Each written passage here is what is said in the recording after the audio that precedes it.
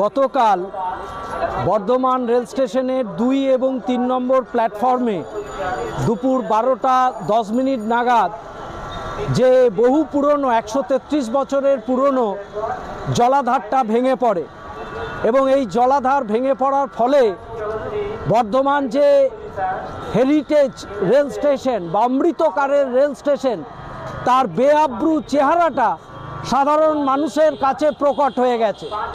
কি অবস্থা আজকে এই ধরনের রেল স্টেশনগুলোর, যাত্রীদের সুরক্ষা, নিরাপত্তা, পরিকাঠামো আজকে ভেঙে পড়েছে, ভঙ্গুর চেহারা আজকে মানুষ চোখের সামনে দেখলেন। এই ঘটনাটা যদি সকালবেলায় অফিস টাইমে হতো, বিকেলে যদি যাত্রীরা যখন ফিরে আসেন অফিস ফেরত, তখন যদি ঘটনাটা ঘটতো তাহলে কতজন মারা যেতে পারতো, কতজন আহত হতে পারতেন। 3 জন মানুষ বেঘরে প্ল্যাটফর্মে শুধুমাত্র বসেছিলেন ট্রেনের অপেক্ষায়, হাওড়া মুজাফফরপুর এক্সপ্রেস ধরবেন বলে। তারা প্রাণ গেল তাদের। 31 জন মানুষ আহত হয়ে হাসপাতালে তারা গেলেন। আমরা হাসপাতালে দেখতে গেলাম যাতে এই মানুষগুলো, আহত মানুষগুলো দ্রুত চিকিৎসার গ্যারান্টি করা যায়। আমরা হাসপাতালের সুপারের সঙ্গে কথা বললাম, সেখানেও আমরা দেখলাম পরিকাঠামো দুর্বল। সেখানে যাতে দ্রুত চিকিৎসা এবং স্ক্যান, এক্স-রে ইত্যাদি হয়, প্রত্যেক পেশেন্ট সেখানে ছটফট করছিল। আমরা সেখানে যাবার পর চিকিৎসকরা এবং হাসপাতাল কর্তৃপক্ষ তারা বললেন আমরা দেখছি। আমরা দেখলাম যে দ্রুত তাদের চিকিৎসা গ্যারান্টির সেই ব্যবস্থা করার জন্য আমরা সেখানে বললাম। আমরা কি দেখতে পেলাম যে এর আগে 2020 সালের 4 জানুয়ারি এই যে বিল্ডিংটা দেখছেন, এই বিল্ডিংটা ভেঙে পড়েছিল। তখন রেল কর্তৃপক্ষকে আমরা, আমাদের বিভিন্ন গণসংগঠন পরিষ্কারভাবে বলেছিল যে রক্ষণাবেক্ষণে আপনারা নজর দিন।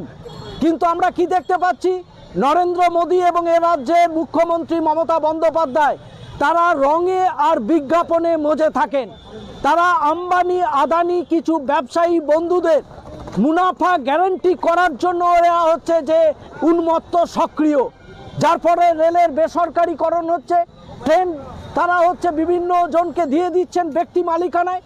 আজকে সেই কারণে পরিকাঠামো দুর্বল। সাধারণ মানুষের যে সুরক্ষা, তাদের যে স্বাচ্ছন্দ্য, তাদের যে নিরাপত্তা, পরিকাঠামোর যে উন্নয়ন, এসব আমরা গত 3 বছরে দেখতে পাইনি, যার ফলে এই ঘটনা ঘটেছে। এছাড়া আমরা কি দেখলাম, রেল কর্তৃপক্ষ বলছেন প্রত্যেক বছর আপনারা জানেন যে রেলের এই ধরনের সম্পদগুলোর ফিট সার্টিফিকেট ইস্যু করতে হয়। 3 তারিখে ফিট সার্টিফিকেট ইস্যু করা হয়েছে 3রা ডিসেম্বর। তাহলে 13ই ডিসেম্বর 53,800 গ্যালনের এই জলাধার ট্যাঙ্ক কি করে ভেঙে পড়ে, এত মানুষ কি করে আহত হয়, এর উত্তর তো রেল কর্তৃপক্ষকে দিতে হবে। সম্পূর্ণ রেল কর্তৃপক্ষ এবং কেন্দ্র সরকারের উদাসীন, দায়িত্বজ্ঞানহীনতার কারণে আজকে এতজন মানুষ তারা আহত ও নিহত হলেন। এর দায় সম্পূর্ণ রেল কর্তৃপক্ষ নিতে হবে। ফিট সার্টিফিকেট ইস্যু করার পর 10 দিনের মধ্যে একটা জলাধার ভেঙে পড়ে কি করে, কিসের তদন্ত? এ তো সুমোটো দোষীদের শাস্তি দিতে হবে। আমরা দোষীদের শাস্তির দাবি করছি। আজকে ট্রেড ইউনিয়ন ফ্রন্ট তারা আন্দোলন করেছে। আগামীকাল বর্ধমান স্টেশনে বিভিন্ন গণফ্রন্ট তারা এখানে বিক্ষোভ দেখাবেন।